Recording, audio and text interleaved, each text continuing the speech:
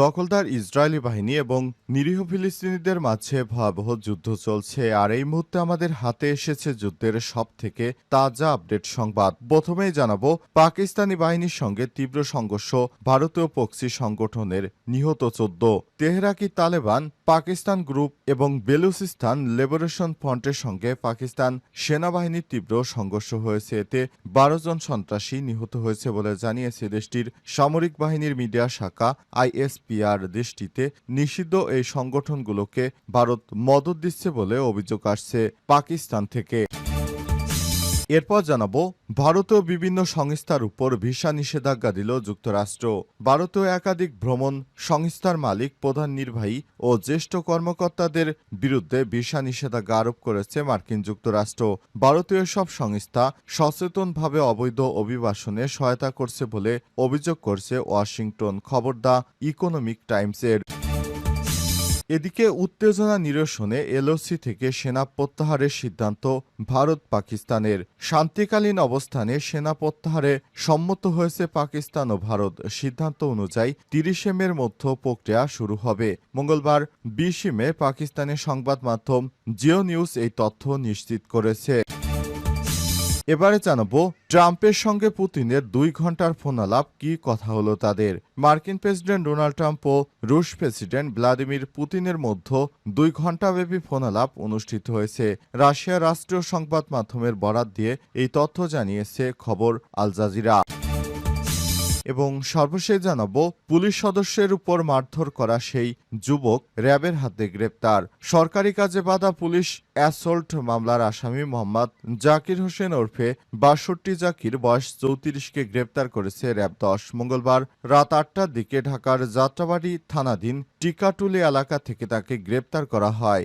জাকির হোসেন খুলনার খানজাহান আলী থানার ফাইরারডাঙ্গা গ্রামের মৃত আমজাদ সর্দারের ছেলে। প্রিয় দর্শক, এতক্ষণ শুনছিলেন সংবাদ শিরোনাম, এবারে বিস্তারিত। তবে তার আগে বন্ধুরা, অনুরোধ থাকবে এই সংবাদটিতে একটি লাইক দিন। এই চ্যানেলে আপনি নতুন হয়ে থাকলে আমাদের সংবাদটি দেখতে দেখতে চ্যানেলটি সাবস্ক্রাইব করে রাখুন। বন্ধুরা, গাজা যুদ্ধে আপনি যদি নিরীহ ফিলিস্তিনিদের ভালোবেসে থাকেন, কমেন্টে ইয়েস লিখে বিশ্ববাসীকে জানিয়ে দিন। সংবাদটি আপনার সোশ্যাল মিডিয়া ফেসবুকে বন্ধুদের দেখার সুযোগ করে দিন। এবারে বিস্তারিত। পুলিশ সদস্যদের মারধর করা সেই যুবক র্যাবের হাতে গ্রেপ্তার। সরকারি কাজে বাধা পুলিশ অ্যাসল্ট মামলার আসামি জাকির হোসেন 62 জাকিরকে, বয়স 34কে গ্রেপ্তার করেছে র্যাব 10। মঙ্গলবার 19 মে রাত 8টার দিকে ঢাকার যাত্রাবাড়ি থানাধীন টিকাটুলি এলাকা থেকে তাকে গ্রেপ্তার করা হয়। গ্রেপ্তার জাকির হোসেন খুলনার খানজাহান আলী থানার ফাইবার ডাঙ্গা গ্রামের মৃত আমজাদ সর্দারের ছেলে। এ বিষয়ে র্যাব 10-এর পাঠানো এক সংবাদ বিজ্ঞপ্তিতে বলা হয়েছে, গত 3 মে সকালে জনপদ মোড় 2 যাত্রাবাড়ি রাস্তায় সার্জেন্ট আমিনুল ইসলাম 32 দায়িত্বরত থাকা অবস্থায় হেলমেটবিহীন 3 সন্দেহভাজনকে 5টি মোটরসাইকেল ও একটি প্রাইভেট কার দাঁড় করায়। এরপর তারা ক্ষিপ্ত হয়ে পুলিশ সদস্যকে মারধর করে। এই ঘটনা একটি মামলা হলে অবশেষে রাতে তাকে গ্রেপ্তার করা হয়েছে। এ বিষয়ে র্যাব 10-এর পাঠানো এক বিজ্ঞপ্তিতে বলা হয়েছে, গত 3 মে জনপদ মোড় 2 যাত্রাবাড়ি রাস্তায় সার্জেন্ট আমিনুল ইসলাম 32 দায়িত্বরত থাকা অবস্থায় হেলমেটবিহীন 3 জন মোট 5টি মোটরসাইকেল ও একটি প্রাইভেট কার দাঁড় করায়। এতে ক্ষিপ্ত হয়ে প্রাইভেট কারের চালক কর্তব্যরত এক পুলিশ কনস্টেবলকে হত্যার উদ্দেশ্যে তার গায়ের উপর গাড়ি উঠিয়ে দিতে চাইলে তিনি সরে যান। এ সময় মোটরসাইকেল আরোহী সহ প্রাইভেট কারে থাকা 3 জন আরোহী ট্রাফিকের দায়িত্বরত পুলিশ সদস্যকে অকথ্য ভাষায় গালিগালাজ করে নেয়। আরও বলা হয়েছে, বিষয়টি ভিডিও ধারণ করলে প্রাইভেট কার ও মোটরসাইকেলে থাকা আরোহীরা পুলিশের মোবাইল কেড়ে নেয় এবং দায়িত্বরত পুলিশ সদস্যকে এলোপাতাড়ি কিল ঘুষি দিতে থাকে। তাকে গুরুতর পাকিস্তানি বাহিনীর সঙ্গে তীব্র সংঘর্ষ, ভারতীয় প্রক্সি সংগঠনের নিহত 14। তেহরিকি তালেবান পাকিস্তান গ্রুপ এবং বেলুচিস্তান লিবারেশন ফ্রন্টের সঙ্গে পাকিস্তান সেনাবাহিনীর তীব্র সংঘর্ষ হয়েছে। এতে 12 জন সন্ত্রাসী নিহত হয়েছে বলে জানিয়েছে দেশটির সামরিক বাহিনীর মিডিয়া শাখা আইএসপিআর। দেশটিতে নিষিদ্ধ এই সংগঠনগুলোকে ভারত মদত দিচ্ছে বলে অভিযোগ করে আসছে পাকিস্তান। মঙ্গলবার 20 মে সংবাদ মাধ্যম ডনের খবরে বলা হয়েছে, সামরিক সামরিক বাহিনীর মিডিয়া শাখা জানিয়েছে, পাক সেনাদের সঙ্গে সংঘর্ষে ভারতীয় প্রক্সি সংগঠনের 12 জন সন্ত্রাসী নিহত হয়েছে। এছাড়াও শহীদ হয়েছে পাকিস্তানি সেনাবাহিনীর 2 সদস্য। দেশটির আন্তঃবাহিনী জনসংযোগ বিভাগ আইএসপিআর জানিয়েছে, শনিবার ও রোববার পাকিস্তান সেনাদের সঙ্গে নিষিদ্ধ তেহরিকি তালেবান পাকিস্তান গ্রুপ এবং বেলুচিস্তানে নিষিদ্ধ বেলুচিস্তান লিবারেশন ফ্রন্টের বিরুদ্ধে গোয়েন্দার ভিত্তিতে অভিযান পরিচালিত হয়। আইএসপিআর এর বিবৃতিতে বলা হয়েছে, লাক্কি মারওয়াত জেলায় একটি অভিযান চালানো হয়। সেখানে সেনারা শত্রুর অবস্থানের বিরুদ্ধে লড়াই করছে এবং 5 জন ভারতীয় স্পন্স সন্ত্রাসীকে নরকে পাঠিয়েছে। এছাড়া ওই জেলায় আরও একটি অভিযানে 2 ভারতীয় স্পন্সড সন্ত্রাসী সফলভাবে নিষ্ক্রিয় হয়েছে নিরাপত্তা বাহিনীর হাতে।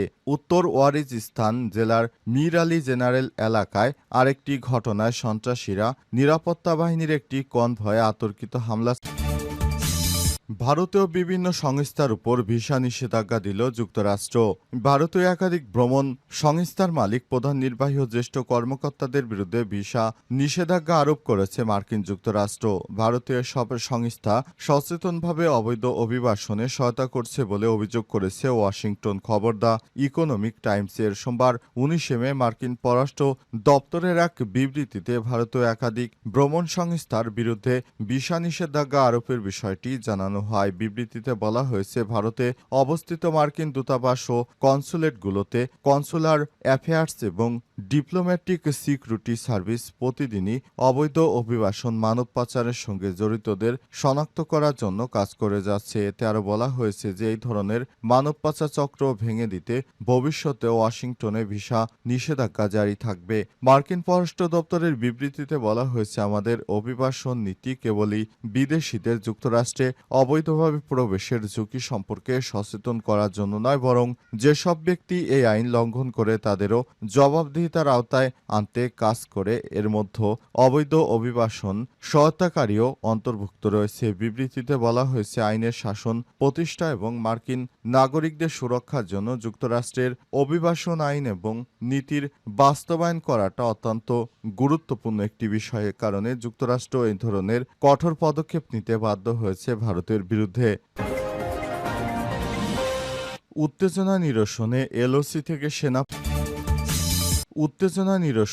এলওসি থেকে সেনা প্রত্যাহারের সিদ্ধান্ত ভারত পাকিস্তানের। শান্তিকালীন অবস্থানে সেনা প্রত্যাহারে সম্মত হয়েছে পাকিস্তান ও ভারত। সিদ্ধান্ত অনুযায়ী 30 মের মধ্যে এই প্রক্রিয়া শুরু হবে। মঙ্গলবার 20 মে পাকিস্তানের সংবাদ মাধ্যম জিও নিউজ এই তথ্য নিশ্চিত করেছে। ওই পদক্ষেপের সঙ্গে জড়িত জ্যেষ্ঠ কর্মকর্তাদের মধ্যে 30 মের মধ্যে নিয়ন্ত্রণ রেখা, এলওসি এবং আন্তর্জাতিক সীমান্তে তাদের সশস্ত্র বাহিনীকে শান্তিকালীন অবস্থানে ফিরে আনার জন্য পাকিস্তান ও ভারত একটি পারস্পরিক সমঝোতায় পৌঁছেছে। বিষয়টি সংবেদনশীলতার কারণে নাম প্রকাশ না করা সত্ত্বে সূত্র জিও নিউজকে জানিয়েছে, উভয় দেশের সামরিক নেতৃত্ব, বিশেষ করে সামরিক অভিযানের মহাপরিচালক ডিজিএমও পর্যায়ক্রমে সেনা প্রত্যাহারের প্রক্রিয়া সক্রিয়ভাবে সমন্বয় করছে। চলতি মাসের শুরুতে দেশ দুটির মধ্যে চরম সংঘাতময় পরিস্থিতি পরবর্তী যুদ্ধবিরতি স্থগিত হওয়ার পর এই পদক্ষেপকে অন্যতম গুরুত্বপূর্ণ পদক্ষেপ হিসেবে দেখা হচ্ছে। কর্মকর্তারা উত্তেজনা হ্রাসকে আস্থা তৈরির পদক্ষেপ ধারাবাহিকতা হিসেবে বর্ণনা করেছেন। এই সিদ্ধান্ত কয়েক সপ্তাহ ধরে চলা সামরিক সতর্কতা বৃদ্ধিতে প্রশমিত করছে বলে ধারণা করা হচ্ছে। একজন জ্যেষ্ঠ সরকারি সূত্র জানিয়েছে, স্বাভাবিক সামরিক অবস্থানে ফিরে আসা এবং যুদ্ধবিরতি কাঠামোর দ্বিতীয় পর্যায়ে অংশ। মার্কিন যুক্তরাষ্ট্র এবং অন্যান্য সংশ্লিষ্ট দেশগুলির কূটনৈতিক প্রচেষ্টার মাধ্যমে নেওয়া হয়েছে এমন সিদ্ধান্ত। দুই দেশ চায় এখন শান্তিপূর্ণভাবে বসবাস করতে, তাই সেনা প্রত্যাহার ছাড়া আর কোনো বিকল্প নেই। পুলিশ সদস্যদের মারধর করা সেই যুবক র্যাবের হাতে গ্রেপ্তার। সরকারি কাজে বাধা পুলিশ অ্যাসল্ট মামলার আসামি জাকির হোসেন ৬২ জাকিরকে বয়স ৩৪কে গ্রেপ্তার করেছে র্যাব ১০।